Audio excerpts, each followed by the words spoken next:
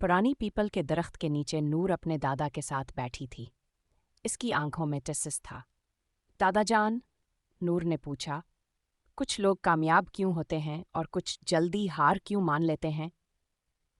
दादा मुस्कुराए और नरमी से उसके हाथ पर हाथ रखा। बेटी, मैं तुम्हें एक कहानी सुनाता हूँ, उन्होंने कहा। एक बार दो बीज जमीन में दबे हुए थे। पहला बीज बोला, मुझे बढ़ना है।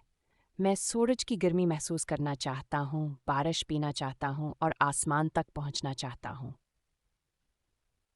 लिहाजा उसने अपनी जड़ें जमीन में गहराई तक फैलाएं और ऊपर की तरफ बढ़ने लगा।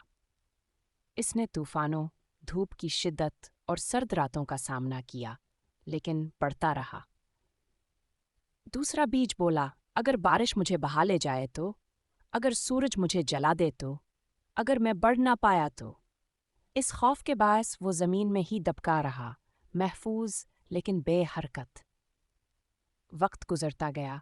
पहला बीज एक मजबूत और ऊंचा दरख्त बन गया, जो साया, फल और पनाह देता था।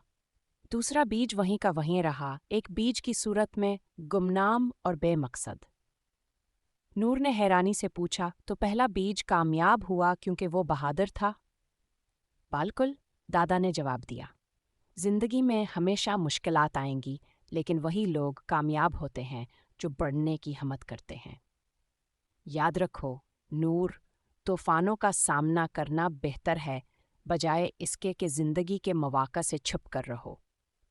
नूर ने सर हिलाया और ये नसीहत इसके दिल में गहराई तक जा बसी, बिल्कुल इसी तरह जैसे कहानी का बीज जमीन में।